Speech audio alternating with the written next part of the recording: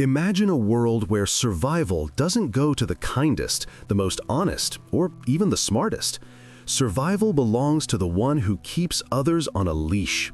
The one who can smile in your face while sharpening the knife for your back. That's the true face of power, and Game of Thrones showed it to us without mercy. But this series isn't just fantasy, it's a textbook. Every season is an illustration of Machiavelli's ideas. And if you look closely, Westeros is not that different from our world. There, they fight for a throne. Here, we fight for money, influence, and respect. The rules are the same. Today, I'll show you how the characters of Game of Thrones used Machiavellian psychology and dark strategies, and how you can apply those lessons in your own life. Why is this breakdown important? Because whether you like it or not, in the modern world, the winners are not the kind, but the cunning. Not the open, but the closed. Not the naive, but the cynical. If you want to take control of your life, you have to understand these rules. Otherwise, you'll end up crushed, just like Ned Stark. Let's start with the simplest and harshest lesson. Ned Stark, a man of honor, loyalty, and honesty. He believed that truth would prevail, that if he did the right thing, others would recognize it and stay loyal. And what happened? They chopped his head off. Machiavelli warned, anyone who relies only on virtue and justice in politics is doomed. Power is a game with no room for illusions. Ned lost because he played by rules that didn't exist. And who survived? Those who understood that strength and cunning are the only real currencies. Now look at the Lannisters. Tywin Lannister, cold, calculating, ruthless. His children could be weak, spoiled, even foolish, but Tywin embodied Machiavellian logic. Machiavelli wrote, "It is better to be feared than loved." Tywin built his power on fear, not love. People respected him not because they liked him, but because they knew, betray Tywin and he'll destroy you and your entire house. That's why the Lannisters held power for so long. Now ask yourself, in your own life, at work or in business, do you try to be loved, or do you build a system where people respect you and fear crossing you?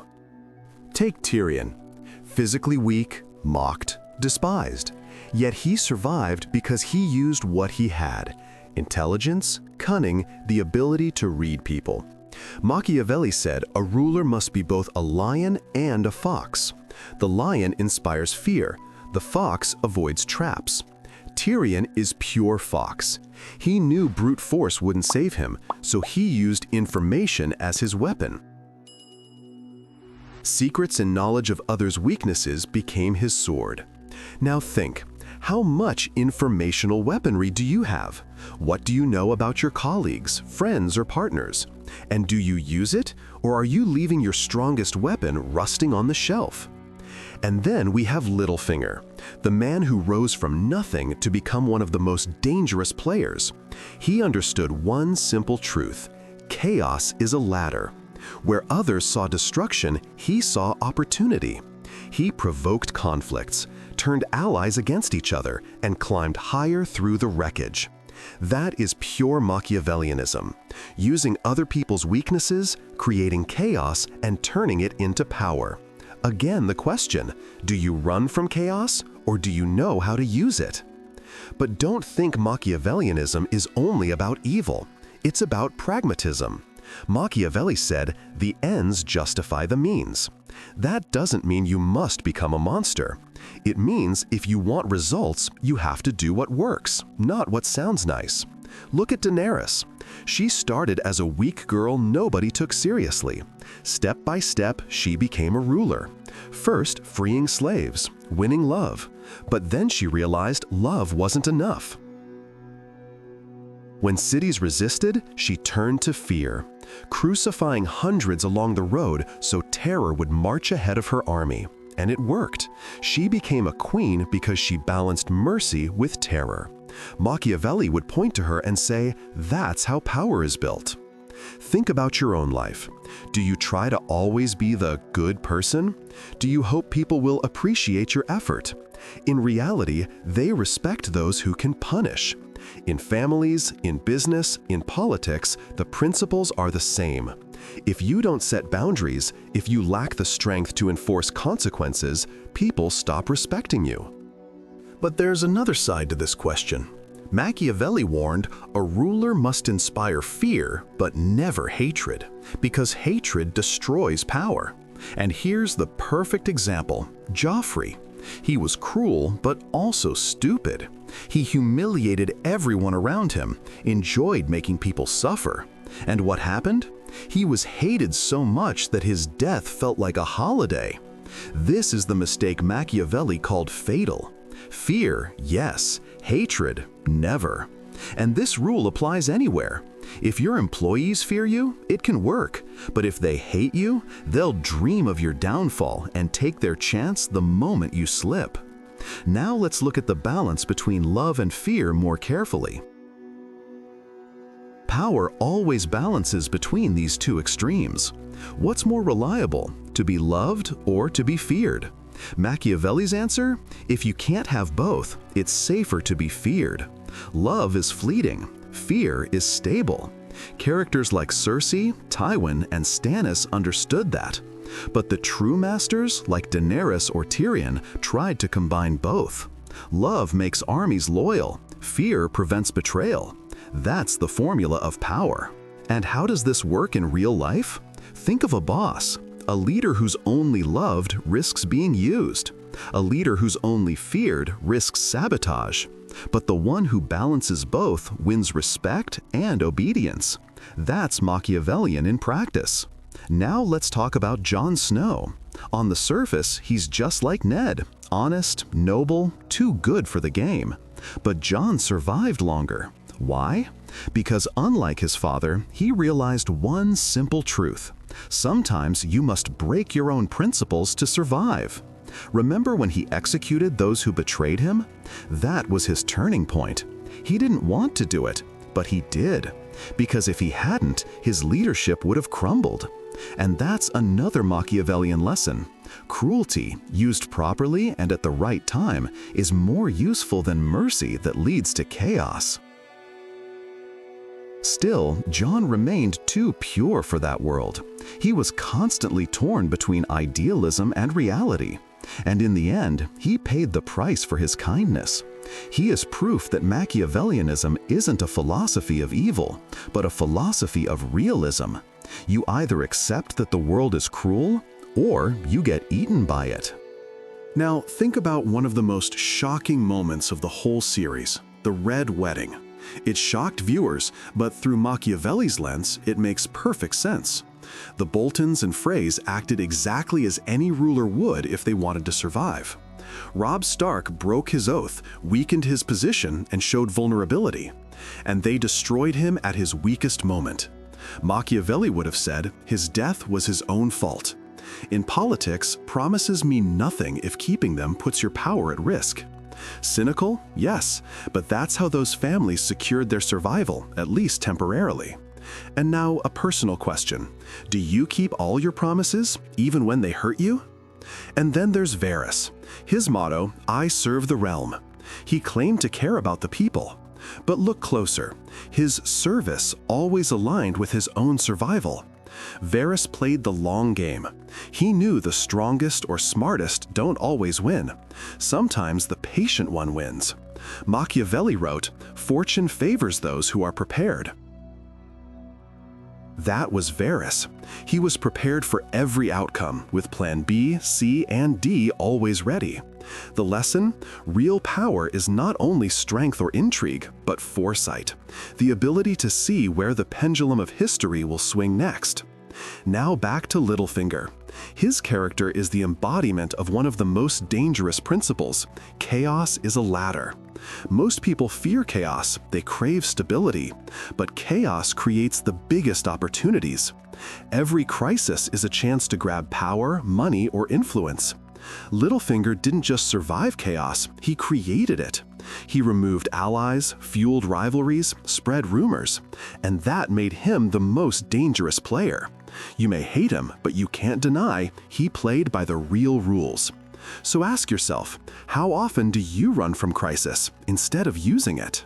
And let's return to Cersei. Her true power came from going all the way. Remember when she blew up the Great Sept? That was textbook Machiavelli. Wipe out your enemies in one decisive strike. Leave no chance of retaliation. Harsh, but effective. Machiavelli taught, one large act of cruelty is better than endless small punishments. And Cersei followed this perfectly. She shocked the city, created terror, and secured her throne. Many rulers in history have done the same, one brutal act in exchange for decades of order. But even Cersei made mistakes. Her fatal flaw was acting out of personal hatred, not strategy, and Machiavelli would have condemned that.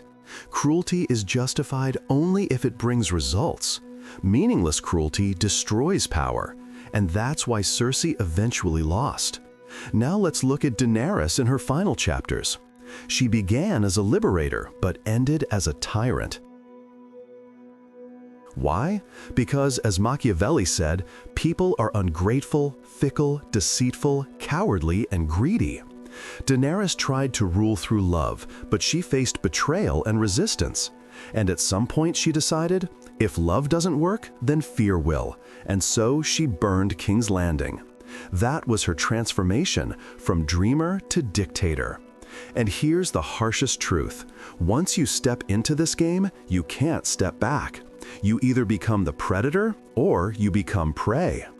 Now think, how does this apply to you? Of course, you're not burning cities or staging coups, but in your life there are smaller games of thrones. At work, who gets the promotion? In relationships, who leads? In business, who takes the market? The rules are softer, but they're the same. If you don't understand them, you're someone else's pawn. If you do, you can start controlling the board. That's Machiavelli in action. And here we come to the core of it all. Game of Thrones shows us that power isn't about noble words or honorable actions. Power is cold calculation, the ability to see people as they really are. Machiavelli wrote, human beings are selfish, ungrateful, deceitful, and ready to betray when it suits them. If you understand this, you're armed. If you believe in fairy tales about loyalty and eternal friendship, you're defenseless. That's why some characters survived while others died. Think of Stannis Baratheon, iron principles, cold logic, ruthless discipline. He even sacrificed his own daughter for the throne. Machiavelli would say, yes, cruel, but if it led to power, it was justified. The problem was, Stannis lost the support of those who believed in him. His army crumbled, his claim vanished. Lesson? Cruelty works only if it delivers results. Pointless cruelty kills power as surely as weakness does. Now look at Renly Baratheon. He had charm, noble support, popularity, but he lacked resolve. Machiavelli wrote, if a ruler hesitates, he dies. Renly hesitated and died. Once again, the principle is clear.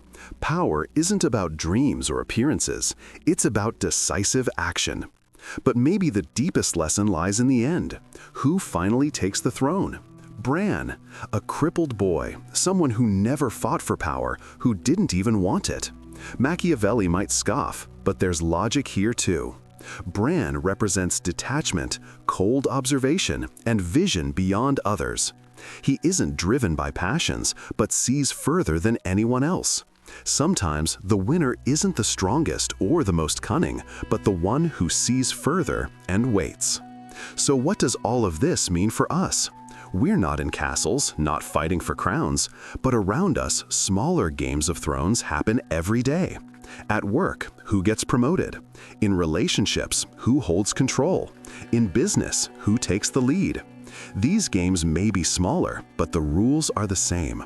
If you want to succeed, stop being a Ned Stark. Start seeing reality for what it is. Learn to be both lion and fox. How do you apply this right now? First, kill illusions. People aren't always kind or honest. Accept it. Second, master your image. Machiavelli said, a ruler must appear merciful, faithful, humane, religious, but be ready to do the opposite when needed. Reputation is armor. Behind it, steel. Third, use fear wisely. Don't become hated, but build a reputation that makes people think twice before crossing you. Look at your circle. Who's in control and who follows? What methods do they use? The ones who win are already applying Machiavellian principles, even if they've never read him. They form alliances, strike at the right time, smile at enemies while sharpening knives. If you don't see it, you're already losing. Do you know why Game of Thrones hooked millions? Because it told the truth we don't want to hear. That the world isn't ruled by goodness, but by fear and ambition. That good doesn't always win. That the honest often die first. It's brutal, but real. And that's why Machiavelli is still relevant today. His ideas sound harsh, but they explain reality better than comforting lies. So here's my final challenge to you. Stop being just a spectator. Look at your own life as a playing field. Where are you the player, and where are you just a pawn? Which promises chain you down? Where are you hoping for love when you should be building respect? Where are you running from chaos when you could be climbing it like a ladder? Start thinking and acting like a strategist. Start seeing people as they are. Then you'll stop being the victim of other people's games and start building your own rules. Start thinking and acting like a strategist. Start seeing people as they are. Then you'll stop being the victim of other people's games and start building your own rules. If this breakdown made you think, subscribe to the channel. Here we'll dissect the most powerful lessons from movies, shows, and history through the lens of Machiavelli. Drop a comment. Which Game of Thrones character do you think was the most Machiavellian? Share this video with friends who love the series and want to see its real meaning. And remember, in this life, either you play the game or the game plays you. The choice is yours.